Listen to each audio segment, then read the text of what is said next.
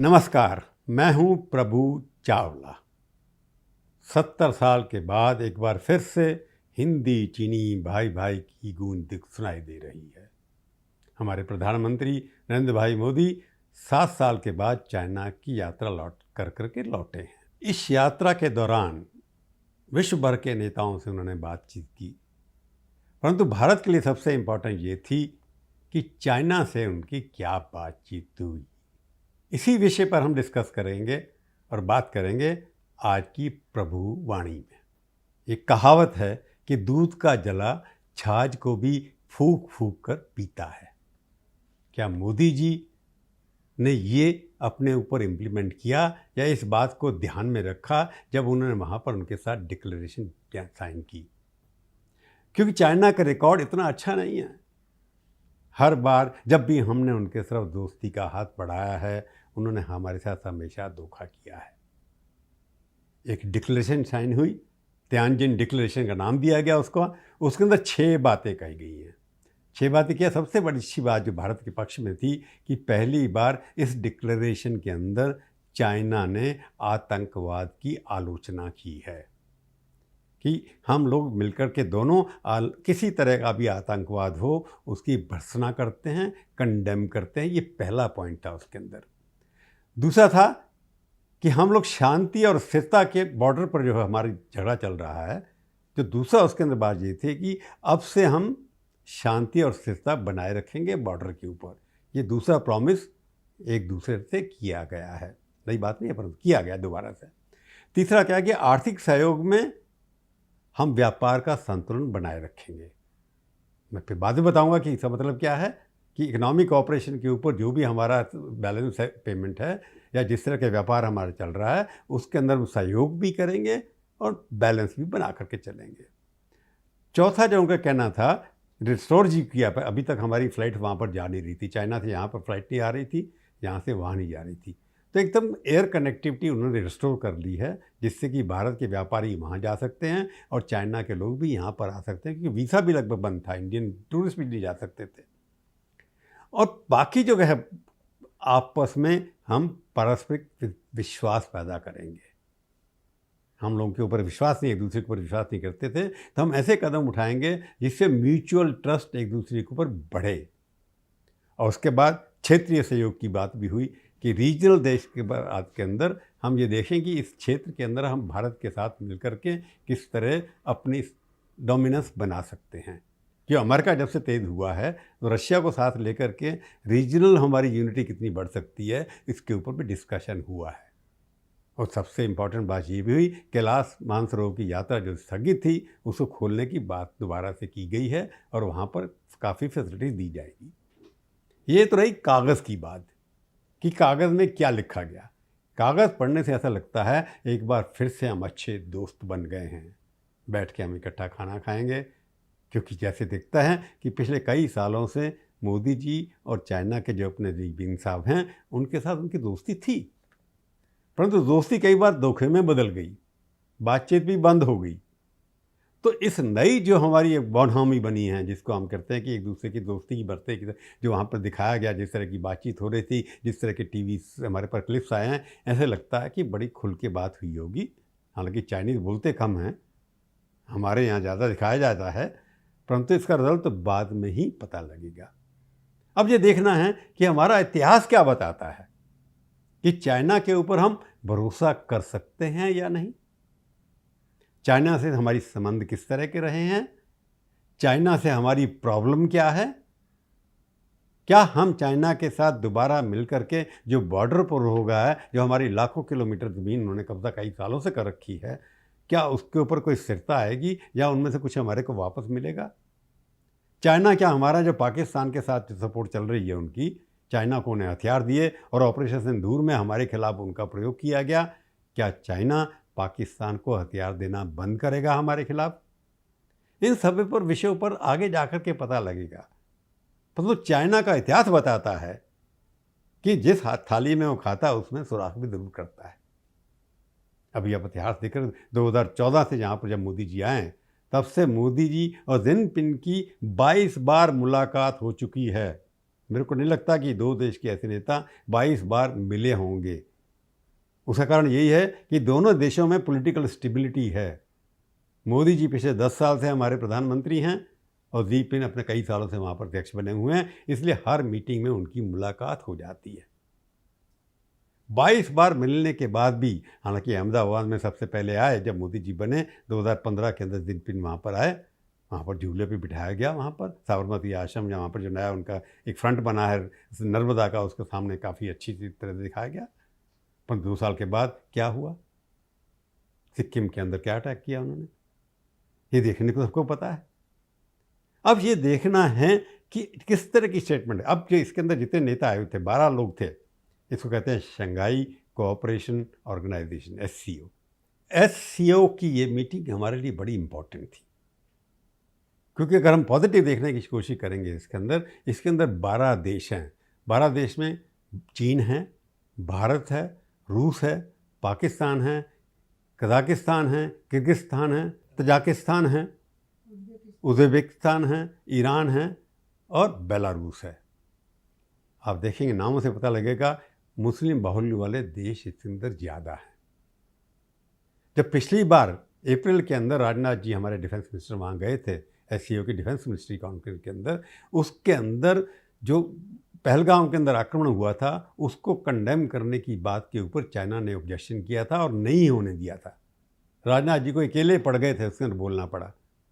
तो इस बार जब इतने हेड्स ऑफ स्टेट इकट्ठे हुए, उन सब ने आकर के पहली बार पहलगाम के बारे में स्टेटमेंट दी, और जहां वो पर हुआ वो गलत हुआ, और जिन लोगों ने वहां किया उनके खिलाफ एक्शन होना चाहिए, ऐसी मांग भी SCO में हुई।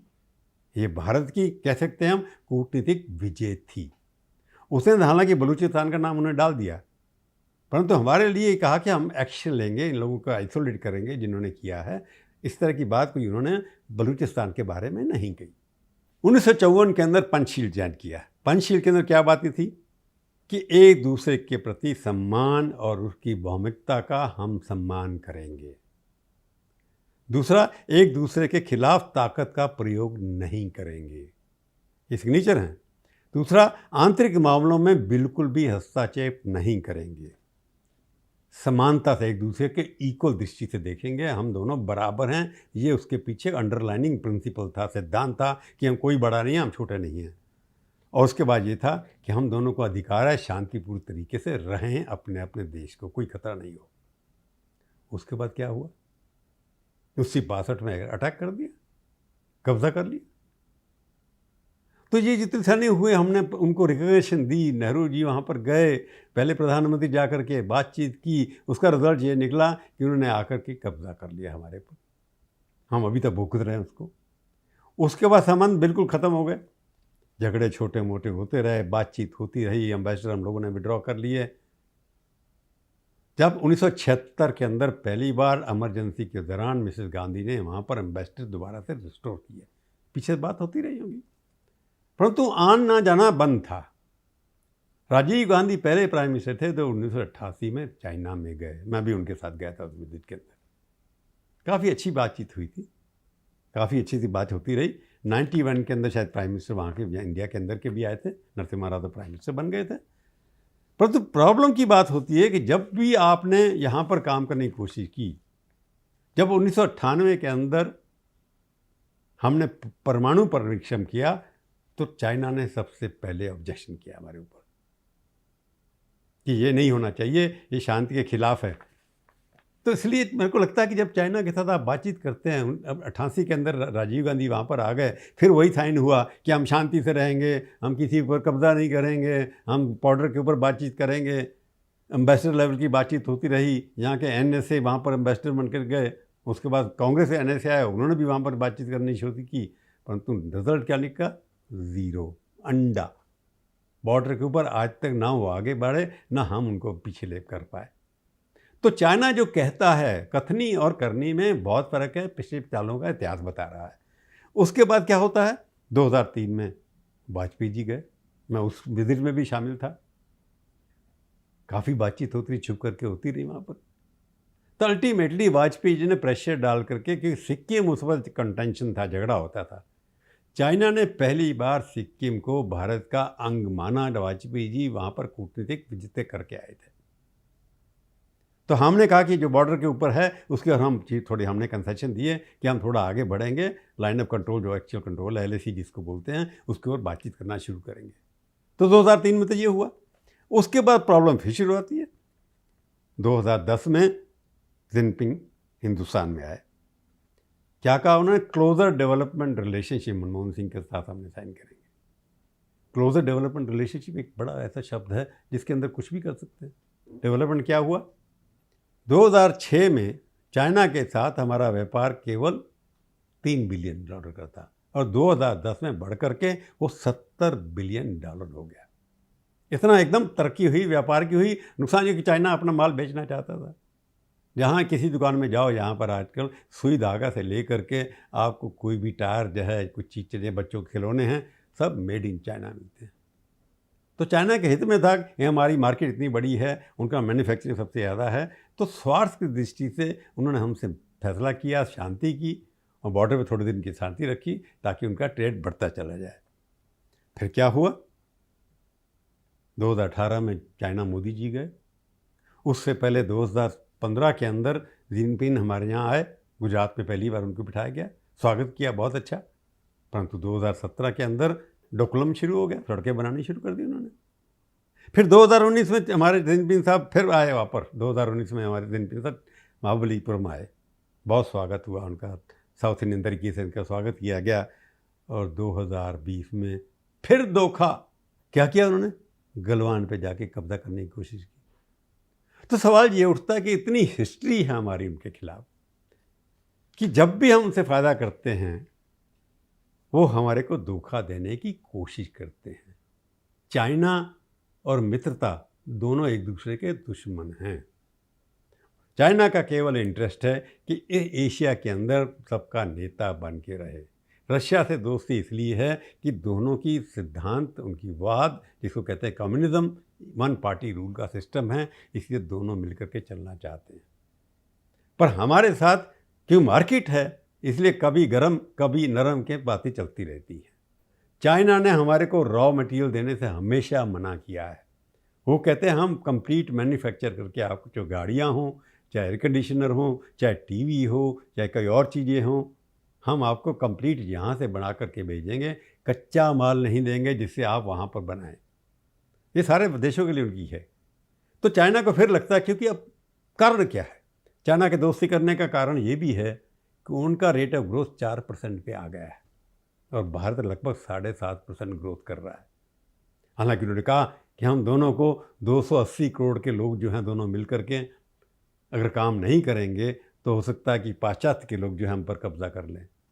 एक नारा दिया उन्होंने, we can not be rivals, we will be friends. हम दुश्मन नहीं हो सकते, हमें दोस्त होना चाहिए। 280 करोड़ का एक आंकड़ा दे करके वहाँ के प्रेसिडेंट साहब ने कोशिश की कि इंडिया को अपने साथ व्यापारिक दृष्टि से भी मिलाया जाए। परंतु सवाल ये उठता है कि हमारी लड़ाई उनके साथ केवल बॉर्डर की नहीं है, आर्थिक लीडरशिप की है। ग्लोबल साउथ का नेता कौन बनेगा उसकी है। और चाइना कभी भी ये नहीं कोशिश करेगा कि हम इसके अंदर आकर के नेता बने। हालांकि इस बार उन्होंने स्वागत अच्छा किया। कईयों का कहना है कि मोदी जी को उतना लाइन में जब खड़ा किया गया तो उनको थोड़ा पीछे खड़ा कर दिया गया। परंतु जिस तरह के एग्रीमेंट साइन हुए हैं उससे दिखता है कि मोदी जी ने काफ़ी वहाँ पर हासिल किया जो अभी तक नहीं हो रहा था। अभी तो ट्रंप ने टैरिफ लगाए हैं, हालांकि चाइना के ऊपर 30% लगाया, हमारे ऊपर 50% लगा दिए और 100% करने का धमका भी दे रहे हैं, वो धमकी दे रहे हैं। तो चाइना को लगता है कि ये मजबूरी है भारत के हमारे साथ जुड़ने की, तो उसका फ़ायदा उठाया जाए। हमारे को भी ये लगता है कि चाइना के साथ दोस्ती करके हम चाइना से माल भी खरीद सकते हैं, हमसे कॉपरेशन भी कर सकते हैं। तो दोनों एक दूसरे की ताक में हैं, कौन इस स्थिति का पूरा फ़ायदा उठा सकता है। परंतु चाइना के पास मैन्युफैक्चरिंग माइट है, उनके और डिफेंस है। परंतु सबसे बड़ी समस्या ये होगी कि भारत के साथ दोस्ती चलेगी या नहीं चलेगी। चाइना कोई चीज़ें भूलता नहीं है। उनको सबसे चीज़ें जो खटक रही हैं कि भारत के अंदर दलाई लामा को आपने पनाह दे रखी है। दलाई लामा उनको बहुत चुभता है, उसको जिस तरह की रेस्पेक्ट हमारे यहाँ दी जा रही है। हालांकि पिछले कई सालों से दलाई लामा के प्रति सरकार का उतना रवैया अच्छा नहीं है जितना पहला रहा था। परंतु दलाई लामा यहाँ रहता है इसलिए उनकी परेशानी होती है। और दूसरा ये है कि पाकिस्तान के साथ हम लोगों का परमानेंट झगड़ा रहने वाला है और पाकिस्तान की मदद से वो आर्थिक दृष्टि से हमारे को कमज़ोर करने की कोशिश करेगा। जब तक ट्रंप का उनके ऊपर डर बना हुआ है तब तक चाइना हमारे साथ जुड़ा रहेगा। कब वो दूसरा कोई गलवान का रास्ता खड़ा कर दे, कब वो पंचशील का भंग कर दे, जो कई बार चुका है। जितने भी हमने उनके साथ एग्रीमेंट साइन किए हैं उनकी भाषा लगभग वही है, कागज़ वही के बदल गए हैं, तारीखें बदल गई हैं, कुछ शब्दों का हेर फेर हो गया है। चाइना ने अपना मन नहीं बदला है, इसलिए जब भी हम उनसे कोशिश करेंगे दोबारा तो चाइना धोखा देगा ये मान करके हमको उनके साथ दोस्ती करनी चाहिए। आज की प्रभुवाणी में इतना ही, फिर मिलेंगे, किसी और विषय पर बात करेंगे। तब तक देखते रहिए आप प्रभुवाणी।